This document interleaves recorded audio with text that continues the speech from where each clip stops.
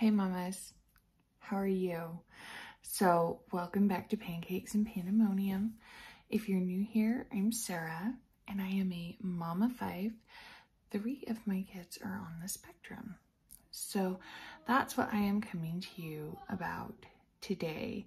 So I've got a really sweet chat with my girls I did after a grocery haul, and I'm going to post this first in the grocery haul tomorrow.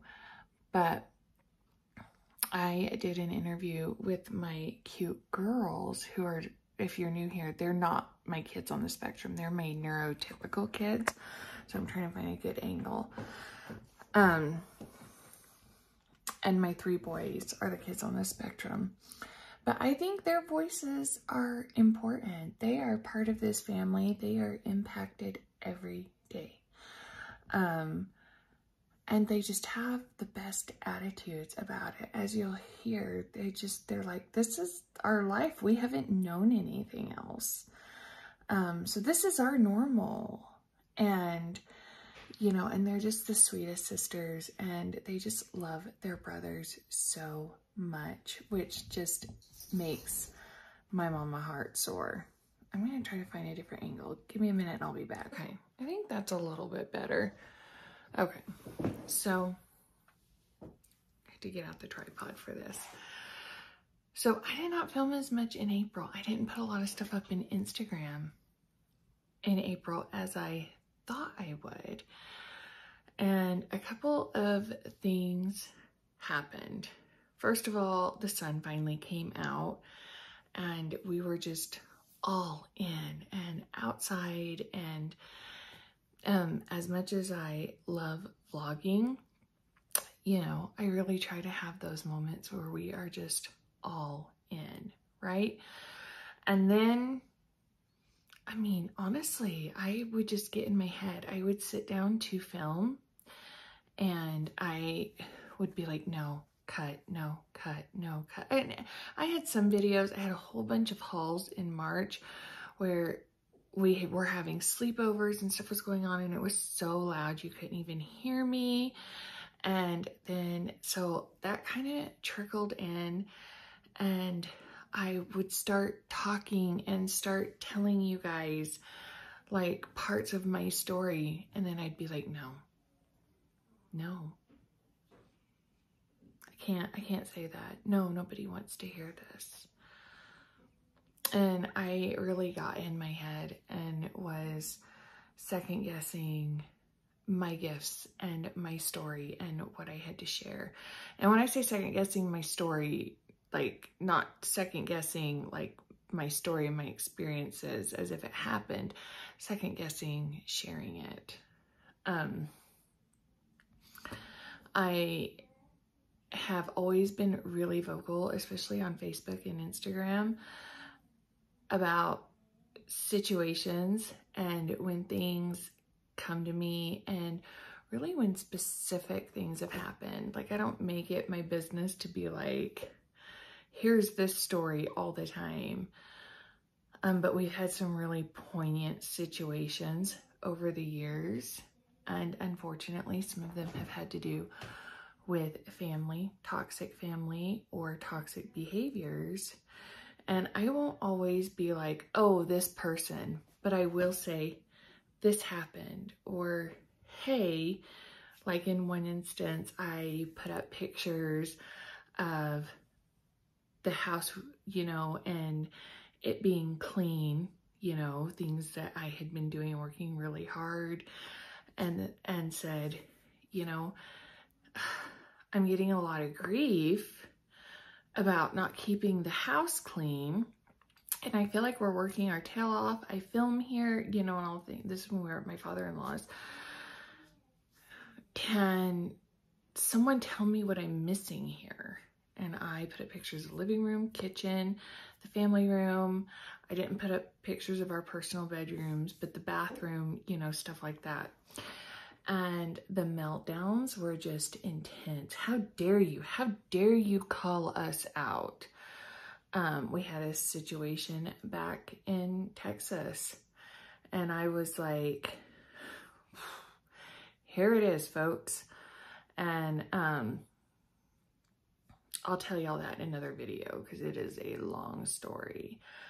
And I know that makes some people really uncomfortable, especially when you are prone to secrecy and hiding shame and things that make you feel shameful. So I've always walked this balance of like putting my story out there, but of course trying to be respectful of things that are sacred or things that should be private. But I'm also on a healing journey, and this healing journey from trauma and different things that happen include the spiritual and mental health side. And, you know, when people shame you for telling your story,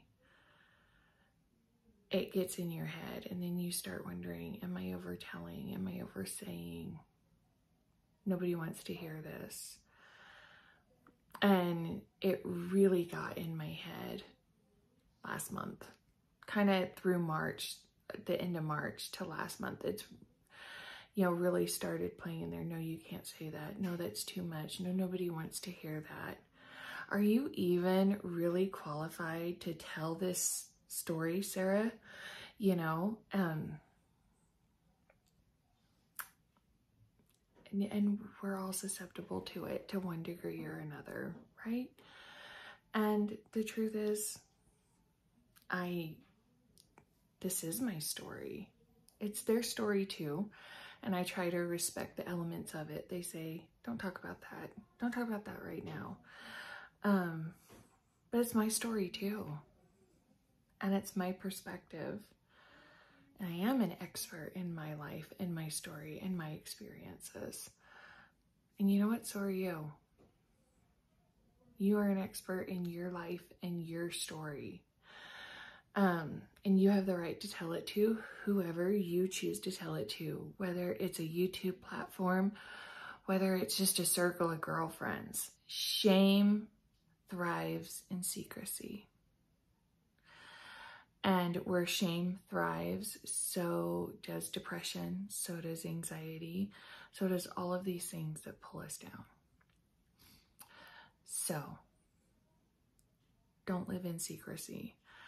And I'm working on it. One of the things that I did was I had my energy balanced. I actually made an appointment a couple weeks ago, but my amazing friend who does my energy work, she's just taken off. She's busy, which is just so cool. And she deserves it because she's good at what she does. And so once I kind of really assessed and made myself look at what was going on with me, I booked an appointment. And so I had an energy balance. I also am working on a genogram in therapy, and we are really getting to the roots and patterns of toxic behaviors, like throughout genealogy, right? As far back as I know to go that can. And so I'm working with a therapist on that. And of course, I'm just trying to feed my body well and healthy, and without it being like an obsessive thing. You know what I mean? Got my iced coffee. It's iced coffee season. So, you know, but healing is all of these parts. And mamas, especially those of us with kids on the spectrum, we have to pay attention to these things. We have to take care of ourselves physically, emotionally, and spiritually, because that's how we're going to be the best moms we can be.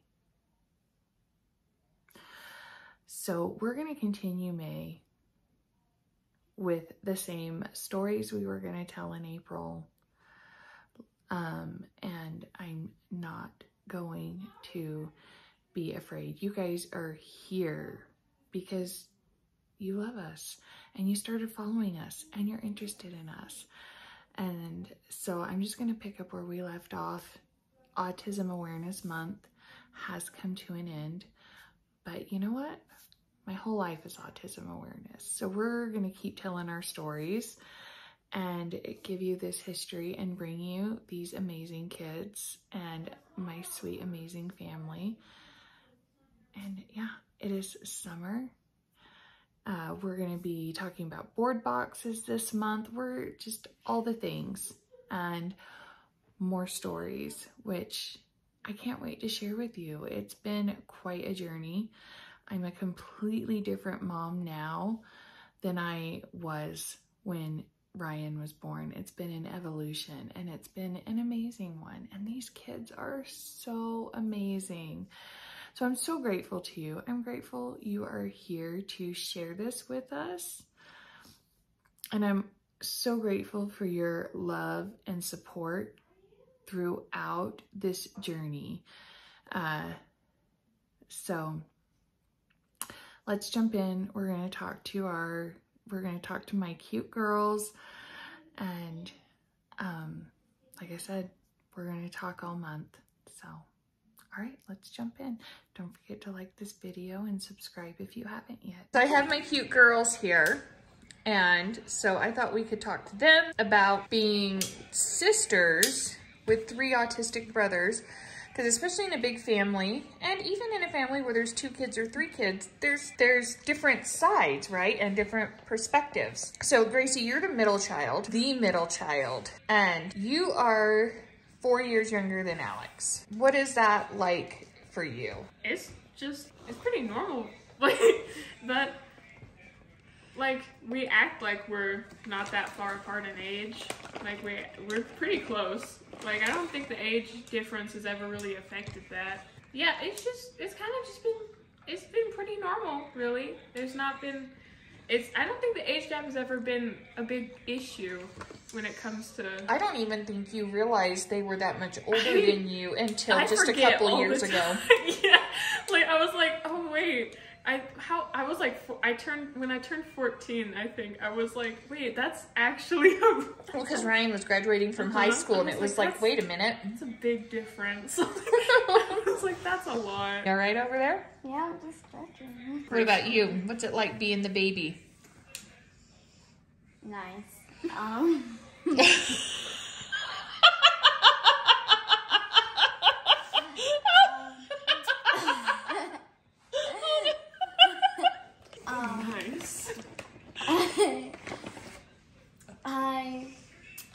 Do you feel like there's any big differences in your family to like your friends' families when you hear about it? Yes. Like what? Like, I can't think of. Well, so like, you know, some of your friends with teenage siblings, they drive, right? And your brothers don't. So you're definitely not, you're only in the car if your parents are driving or another grown-up's driving.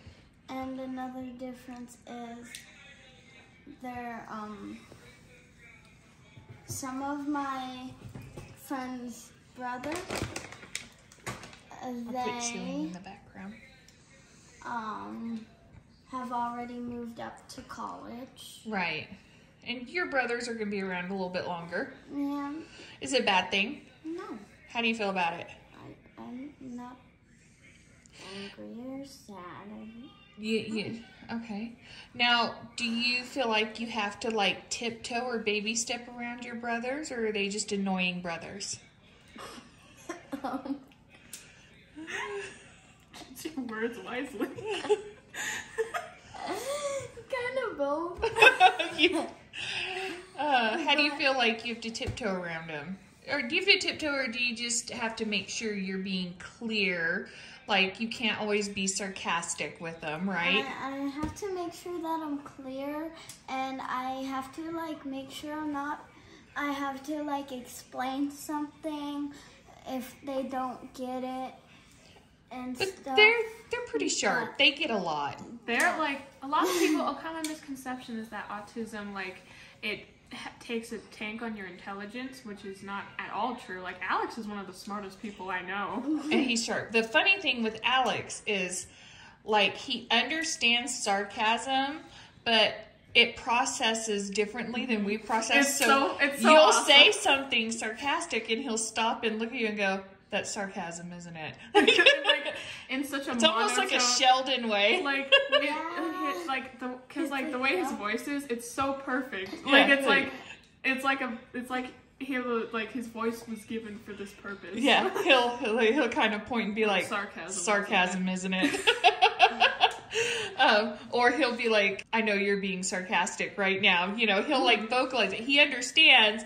He doesn't respond like we respond to sarcasm, but like he gets sarcasm. Like he uses it. He's very funny. It's an like on and off thing for him.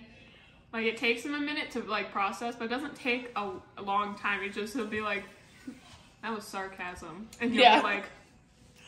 It's kind of amazing. It's awesome to watch it process. Ryan actually has a really good grasp on sarcasm and a really great sense of humor. Really funny. Yeah, like it doesn't really trip him up at all. No, he'll give you like a look. Yeah, he always gives you the same look. He'll be like, and a great laugh. But yeah, I would say the way Gracie grew up with her brothers, it's almost, you would almost think they were closer in age than they actually were.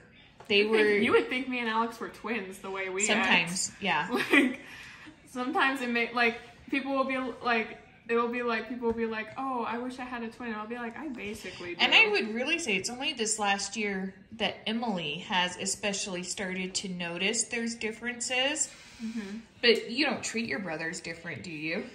No. Like, do they get special favors because they're autistic? No. Are you nicer to them because they're autistic? No. They wish she was. They wish. So you don't think it has affected you being the baby? Do you feel like you have all the benefits of being the baby in a big family? Yes. No changes? No changes. It's all the baby privileges. Yes. I do. So really, essentially, this is just your normal, right? Yeah. Like it's never, like you start to realize as you get older, you're like, oh, it's a little bit different for me because they're a little bit different. But it's not like you're gonna find out and it's gonna ruin your life or something. No. Like it's not gonna ruin You're just kind of like, life. oh, things are different. Now You're with like, Gracie, I would say she gets older, especially as they get older and they need to express independence differently. Gracie, I don't think she has any weird responsibilities, but like if the boys are home and she's home and we leave the littles home, we're probably going to leave Gracie in charge. And the reason being is because I'm more responsible. She's not the Right. oldest, but And she's not in charge of her brothers, although she will tell them, hey, it's your turn to take Sasha out or something. But she's just in charge of the littles. Yeah. Yeah. So like Saturday, she's going to be in charge of Mason and we're going to take Emily to Magna with us. Yeah. And the boys always stay home when we go to Magna. Yeah. So. And she kind of like... She doesn't need to make sure the boys eat. She'll fix Mason lunch and then be like, yeah, mom said make sandwiches or whatever if they verify with her. Do you find they default to you for answers? Often. Sometimes though, like when it comes to checking chores and stuff, immediately they just immediately, it's become a thing ever since we started doing it where I check their chores. Like when I started checking Mason and Em's chores more, like the boys would come up and be like, hey, can you come check my chore? And Why do you think that is versus mom and dad? I think it's just because when it comes for me, it's not like some adult being, like, it's not like someone like years older than you being like, yeah, you missed that, do this. No, you didn't do that right. It's just like, it's just, it's just a friend being like, ha, you missed a spot. Yeah. You're almost done though. Keep going. Less pressure that way. Yeah.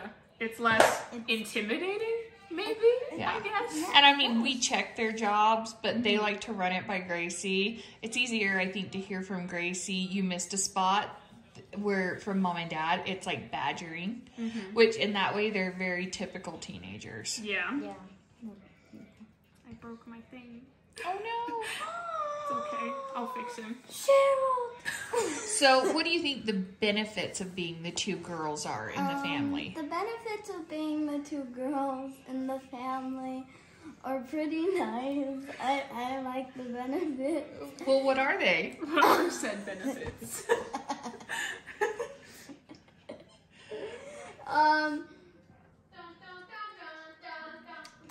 This isn't like... M is the most social of all the kids. All of my kids are homebodies except for M. So M, just by default of being the baby and the one that likes to go out, gets to tag along for the errands and the rides a lot. Yeah. Where the rest are like, please don't make us. Don't make me go. I don't want to go. Sometimes you want to go. It depends. Depends where.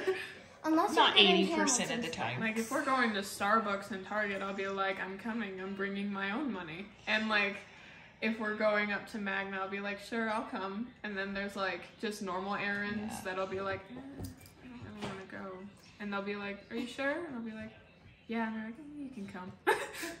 And then I'm just like, take me, people. But I don't think it has anything to do with autism, but, like, just girl nights. Because since there's only, like, the two of us.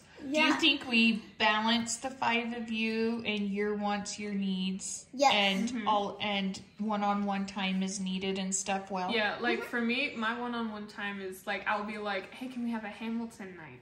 That's my thing. Cause She also loves dry bar comedy. Oh my gosh, dry bar comedy. But, like, we'll have, like, comedy nights and Hamilton nights, and Em started joining us for the Hamilton night. She didn't at first because her and Mason are like, we don't like Hamilton. And It's then a little Em started, long. And then Em started coming in every now and then she started singing the songs with us, and then she'd come in and burst in with a performance or something, and now she just watches it with us, and we have our own parts. We have our own parts. What I like about there's only 3 girls is we get to hang out by ourselves. And there's not as much people, so I can get double the snacks if we have snacks. We all like snacks around here. Yes, we do. Snooks. I call them snooks. I see that.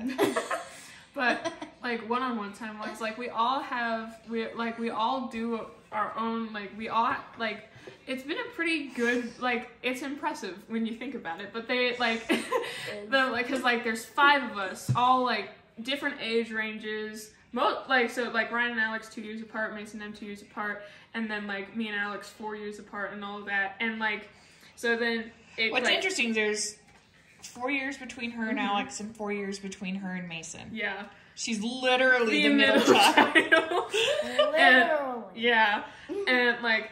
And so, like, there's 5 of us, and, like, all 3 of the boys have autism, and then, like, you got Em, who's the young, what's the word, spunky? M is just full of sass. M is full of sass. And then, like,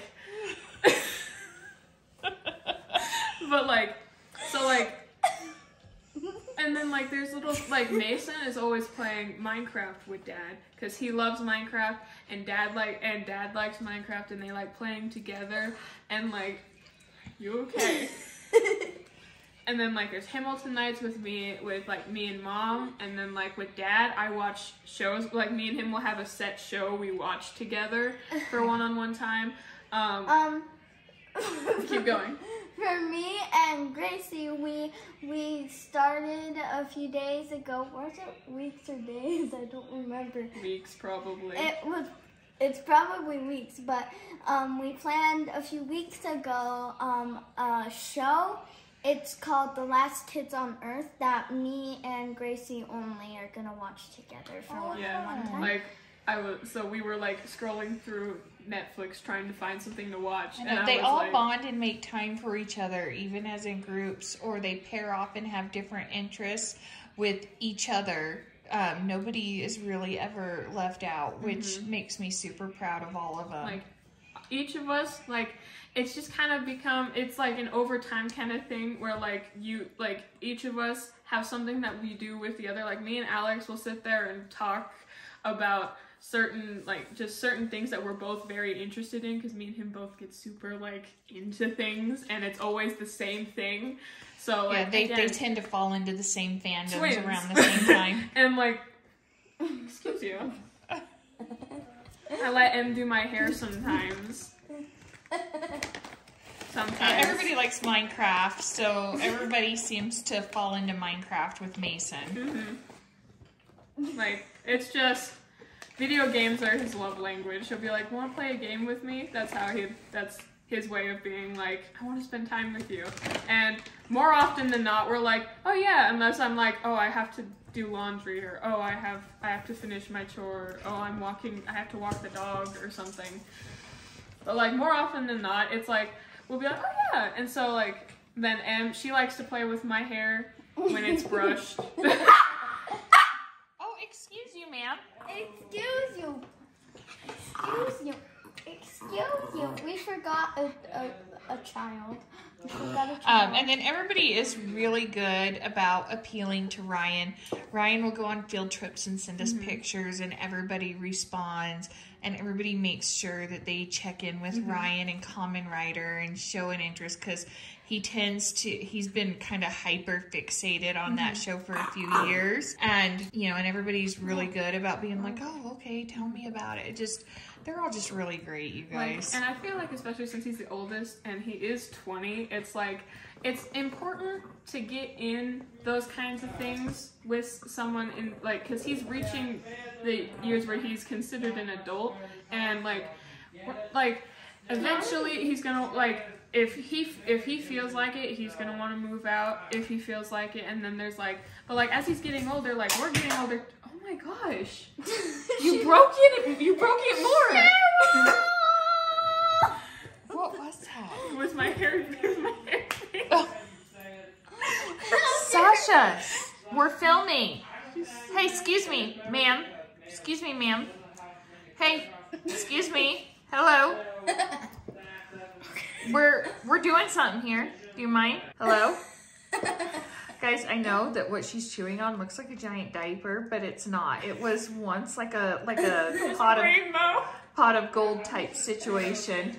We don't All know right. where that rainbow went. Continue on. But like, since he like is becoming where he's like an adult and he's the oldest, I think personally the way I look at it is like, you don't have that, like, when you really think about it, you don't have that long to get in like all the good things in, like, and when it comes to like, because when you have autistic siblings, patience is the most important thing, because like, I can get very impatient very easily, but when it comes to Ryan, because like, he's really interested in like Common Writers, and he'll come and tell me about like his school day. Like, he'll come like walking in my room at some point in the day and be like, it'll be like, "So in class," and I'll set down what I'm doing and I'll be like, and like, I'm not perfect, so I get impatient, but like, I'm trying to work on just like engaging in the conversation, because like, he's 20 and he's the oldest, and it's like, it's good to get in, like, you don't want to be distant from the oldest of the family, or from any of your siblings. Like, because like, it's easy to like be like, "Oh, she's my sister, like, she's my only sister," and then like Alex, like, we like a lot of the similar things, and then me and Mason have very similar senses of humor, and so like with Ryan, it's just good to be like, it's just good to listen. Let's connect somewhere. Like, that's his thing. He likes to tell you things, so like, you just gotta listen. And he likes to teach things. Yeah.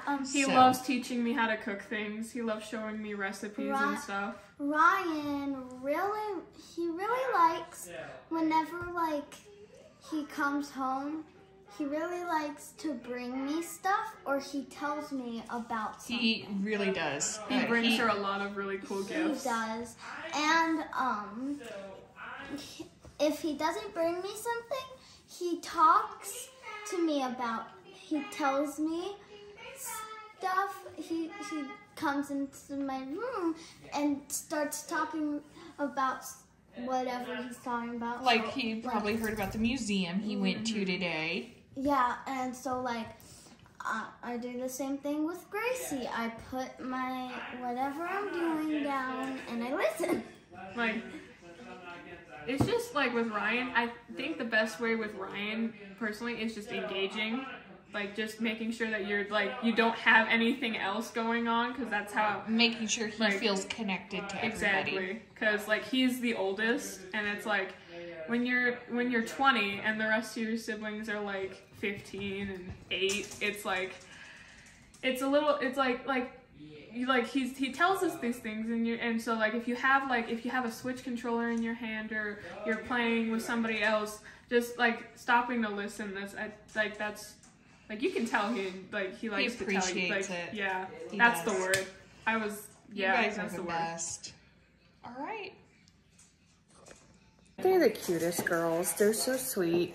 They're so sweet to their brothers. They're so understanding. The way they have just adapted into this life, like, it's just their life, and they love their brothers, and they're just really great kids. They really are. Okay, so that's it for this video. I'm doing a separate outro because originally the interview with the girls was part of this video, but it made the whole video like over 40 minutes, and it was just, I couldn't really trim it any more than I had already done. So I decided to split these two videos. So I hope you guys enjoyed this. It was fun. You already saw Lance's birthday. So, but I filmed so much, so I'm still trying to get the footage up, even though we're already into May. So I hope you enjoyed this. Come back, there's more, and even though it's May, we are going to be talking more about autism awareness, because it's our life and we love it and we want to bring more awareness. So thanks for liking this video. Don't forget to subscribe and come back. We'll see you soon. Bye.